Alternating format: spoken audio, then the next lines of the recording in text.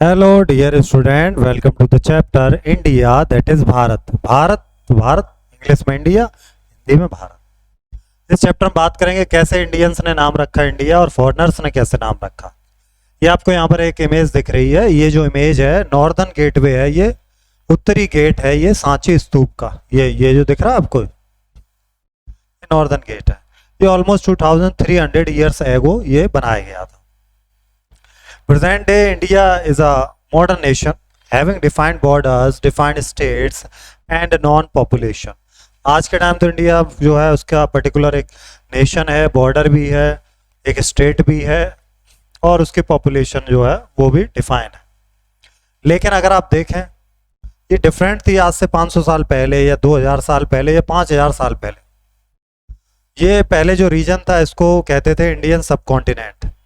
ये many different names के नाम से जाना गया, अलग अलग इसकी बाउंड्री शिफ्ट होती रही टाइम टू टाइम पर. ये ग्लोरियस कंट्री रही है और evolution from various historical sources से हमने इसको एवोल्यूट किया. यहाँ पर आप मैप देख रहे हैं, ये जो मैप दिया गया है फिजिकल मैप है इंडिया सब कॉन्टिनेंट का. तो इसमें मेन रिवर्स को भी साथ में रखा गया क्योंकि फिजिकल मैप में जो है वो क्या दिखाते हैं, रिवर माउंटेन्स ये सब दिखाते हैं. ये हिंद कुश रेंज है, यहाँ पर माउंटेन सीरीज है. ये हिमालयन माउंटेन सीरीज है और ये जो है रिवर सिस्टम है, यहाँ पर अलग अलग रिवर सिस्टम है. ये गंगा रिवर सिस्टम है, ये यमुना का है, यहाँ पर ये रिवर गंगा है, ये बांग्लादेश में जाके गिर जाती है. ब्रह्मपुत्र रिवर सिस्टम है. तो इंडिया अगर आप फिजिकली देख रहे हैं तो ये मैप यहाँ पर फिजिकली आपको दिखाया गया इंडिया का.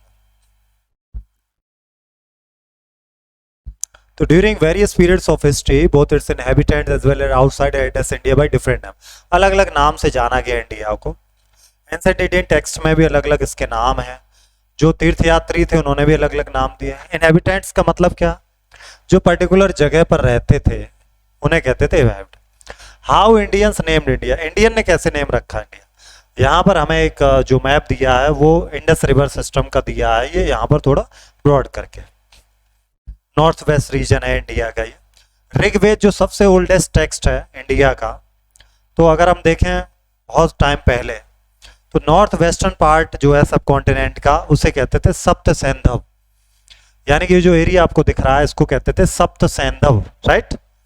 यानी कि मतलब क्या हुआ, लैंड ऑफ 7 रिवर्स, 7 नदियों का जो इलाका है उसे कहते हैं सप्त सैंधव. और जो नदियां किससे मेन रिवर है उसकी सिंधु नदी, जिसे इंडस रिवर भी बोलते हैं जनरली हम लोग. धीरे धीरे जब चीजें आगे बढ़ी तो जो महाभारत का टाइम है, तो जो कि एपिक है, बहुत बड़ा महाकाव्य है, इसमें एक section our culture heritage and knowledge tradition mentions various regions like, उसमें कश्मीर के बारे में है, कुरुक्षेत्र के बारे में जो आज का हरियाणा है, वंग है यानी कि बंगाल के बारे में, प्राग ज्योतिष यानी कि अगर देखें तो असम के आसपास का एरिया या असम भी मान सकते, कच्छ, केरला, ये सारे इलाके थे. ये जो आप मैप देख रहे हैं ये महाभारत में उन सब के नाम दिए गए थे. पांड्य, केरला, चोला, राइट, अश्मका, ये सब नाम थे. महिष्मति, विदर्भ, ये सभी नाम आप देख रहे हैं. मत्स्य, शिवी, ध्रुयु, ये सब नाम थे. कैकय, पांचाल, विदेह, प्रज्ञा ज्योतिष, ये सब असम के आसपास का इलाका. तो बहुत पुराने अलग अलग नेम्स थे. Identifying A unified name for the Indian subcontinent proves challenging. तो सबका एक नाम रखना बड़ा चैलेंजिंग था. तो महाभारत में एक नाम लिया गया, वो था भारतवर्ष या फिर Jambu Dwip, Jammu Dwip. And scholar suggest that this epic was composed from a few centuries BC onwards. Bharatvarsha denotes the whole subcontinent referring to its the land of the Bharat. तो भारत की भूमि इसलिए भारतवर्ष कहा गया उसको. भारत जो शब्द है सबसे पहले ऋग्वेद में डिस्क्राइब किया गया. एक जो कबीला था, जो ट्राइब थी, उसके नाम पर भारत नाम रखा गया, भरत. जम्मू द्वीप meaning the island of the jamun fruit. Jamun fruit जो था जम्मू द्वीप, यानी कि जामुन के पेड़ बहुत थे इसलिए नाम रख दिया गया था जम्मू द्वीप. इसे मालाबार प्लम ट्री भी कहा गया. This term eventually came to signify the entire India subcontinent. तो पूरे इंडियन सबकॉन्टिनेंट के लिए नाम रखा गया. इंपॉर्टेंट रेफरेंस हमें मिलता है जो इंडियन एम्परर था अशोक का, उसके टाइम का. वो टाइम था 2050 BCE का. उसके इंस्क्रिप्शन में लिखा है Jammu Dwip to denote India encompassing present day Bangladesh, Pakistan and Afghanistan. आज का बांग्लादेश, अफगानिस्तान, पाकिस्तान, सारा इलाका मिला करके क्या कहा गया? जम्मू द्वीप कहा गया। In subsequent centuries names Bharat becomes widely accepted. धीरे धीरे भारत नाम ज्यादा पॉपुलर हो गया नॉर्दर्न इंडिया में और इसे भारत कहा गया, और साउथ में भारतम, क्या कहते थे? भारतम कहते थे। In the ancient text, Vishnu Puran में इसको क्या लिखा है? उत्तरम यत समुद्रस्य हिमाद्रस्यैव दक्षिणम वर्षम तद भारतम नामा।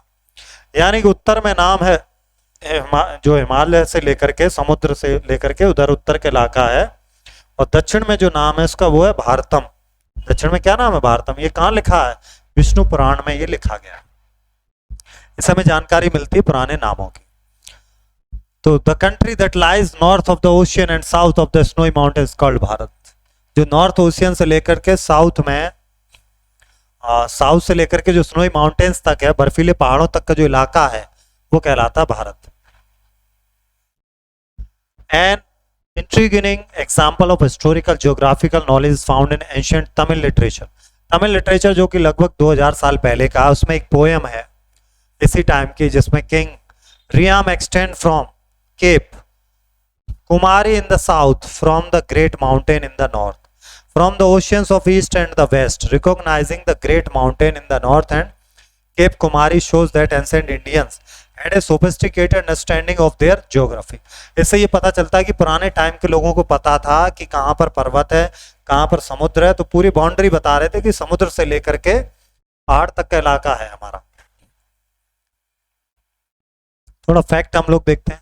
कॉन्स्टिट्यूशन में एक डॉक्यूमेंट है जो बेसिकली वहाँ पर बेसिक प्रिंसिपल और लॉज हैं नेशंस के। तो जो कॉन्स्टिट्यूशन आया था 1950 में, उसको अप्लाई किया गया, इंग्लिश में लिखा गया, जिसमें इंडिया वर्ड लिखा और उसमें लिखा गया इंडिया दैट इज भारत, यानी कि जो इंडिया है वो क्या है? भारत है।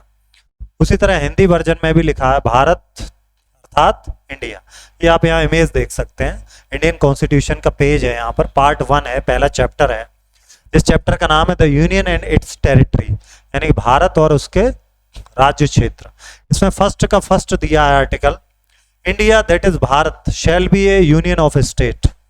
फर्स्ट का सेकंड दिया है, the states and territories thereof shall be, and अब थोड़ा सा पढ़ने में यहाँ कम आ रहा, specifies in parts A B and C. अच्छा, जो ये यहाँ पर स्टेट है वो ए बी सी पार्ट में यहाँ पर डिवाइड किए गए, ठीक है। तो टेरिटरी ऑफ इंडिया उसके बारे में बताया गया, फिर आर्टिकल 2, आर्टिकल 3, इस तरह से जो पहला पार्ट है 1 से लेके 4 आर्टिकल में डिवाइड है, 1 to 4। तो ये बढ़िया कैलीग्राफी की गई, सजावट की गई है। यहाँ पर भी एक जो है इंडस वैली सिविलाइजेशन टाइप का एक मोहर है वो यहाँ पर बनाई गई है। आगे देखते हैं, how foreigners name India. Foreigners ने कैसे नाम रखा? ऋग्वेद में हम लोगों ने बात कर ली, भरत कबीले की बात कर ली, जम्मू द्वीप की बात कर ली। फॉरनर्स ने नाम कैसे रखा India? The earliest known reference to India foreigners come from Persian. सबसे पहले पर्सियन आते हैं इंडिया में। ये एंशिएंट एबिटेंट थे ईरान के, 6th सेंचुरी BC में ये आते हैं। Persian emperor launched a military campaign that brought the Indus river region. तो इंडस रिवर रीजन पे आ गए जिसे बोलते थे सिंधु। और under Persian control, consequently in their early records and inscription the Persian refer to India. India उन्होंने refer किया, तो क्या रेफर कर रहे हैं इंडिया? एज हिंद। इंडिया को उन्होंने क्या कहा? उन्होंने कहा हिंद, और हिंद से क्या बन गया? हिंदू बन गया।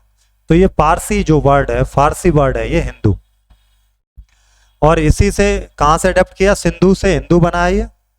एंशिएंट पर्सियन ने हिंदू यूज किया ज्योग्राफिकल लेबल के तौर पर, हिंदू रिलीजन, फिर धीरे धीरे ये हिंदू रिलीजन हो गया।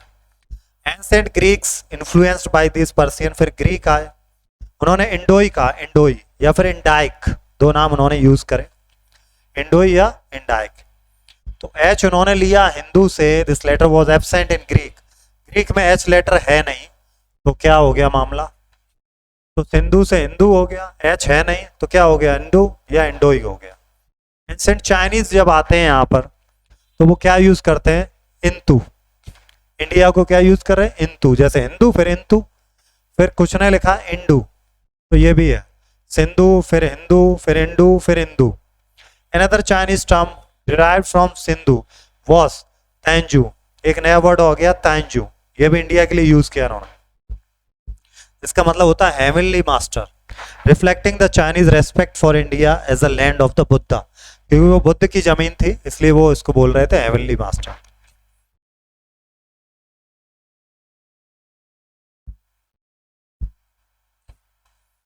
तो ये वेन शांग आया था, और वेन शांग जो थे वो पिलग्राम के तौर पर इंडिया में आए थे, बुद्धिस्ट थे, चाइना से इंडिया इन्होंने ट्रैवल किया, 17th सेंचुरी में आए थे, अलग अलग पार्ट में ये घूमे, स्कॉलर से मिले, बुद्धिस्ट टेक्स्ट उन्होंने कलेक्ट किया और रिटर्न हो जाते हैं चाइना में आफ्टर 17 लॉन्ग ईयर, 17 साल इंडिया में रहते हैं ये वेन शांग।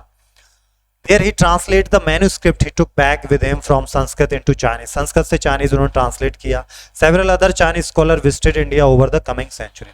बहुत सारे चाइनीज विद्वान भी आए, वो इंडिया में उन्होंने विजिट किया। You might be familiar with the term Hindustan, first used in Persian inscription. तो हिंदुस्तान भी पर्शियन इंस्क्रिप्शन में पहले यूज किया, बहुत पहले। Widely adopted by the invader to describe the Indian subcontinent. फिर बाद में जो इन्वेडर आए उन्होंने भी यही वर्ड यूज किया।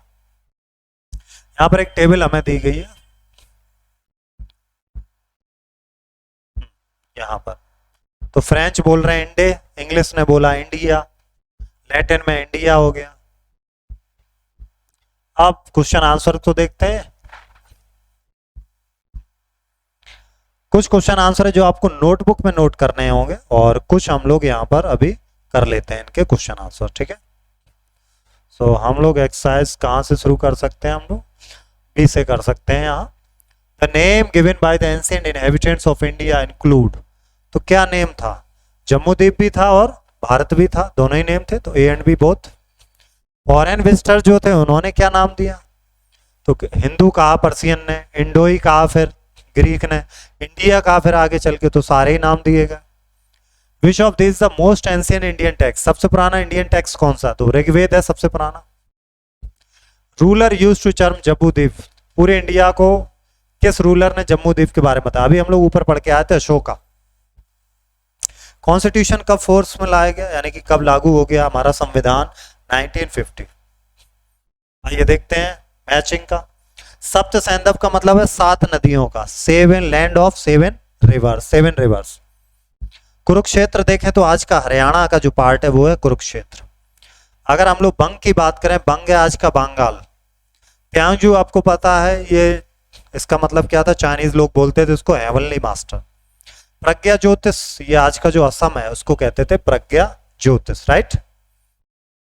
अब हम लोग अगर बात करें, यहाँ नेक्स्ट सेगमेंट है हमारा D, that is fill in the blank, okay. तो डी वाले सेगमेंट को जरा देख लेते हैं। तो क्या है, जो वहां लोकल एरियाज में रहते पर्टिकुलर प्लेस में उन्हें कहते हैं इनहेबिटेंट, क्या बोलेंगे, इनहेबिटेंट। और सैंधव सिंधु, तो यहाँ पर कौन सी रिवर हो गई, सिंधु रिवर हो गई, यहाँ तो इन्होंने भर ही दिया पहले ही, फिल इन द ब्लैंक को खुद ही कर दिया। और जामुन ट्रीज की वजह से क्या बोल रहे थे, इसको क्या कर रहे थे, इंडिया, वैसे तो जम्मू द्वीप बोलते थे। तो जामुन का जो पेड़ है वो कहाँ का है, भारत का ही है, वो कहीं और देश से नहीं आया, that is India. Next, first foreigner कौन थे, वो थे पर्सियन, पर्सियन। बहुत सारे टेक्स्ट में कौन से टेक्स्ट हैं जहां पर इंतु या इंदू कहा गया, वो चाइनीज टेक्स्ट है, चाइनीज लोगों ने कहा था इंडिया को इंतु या इंदू। मिलते हैं नेक्स्ट क्लास में, थैंक यू।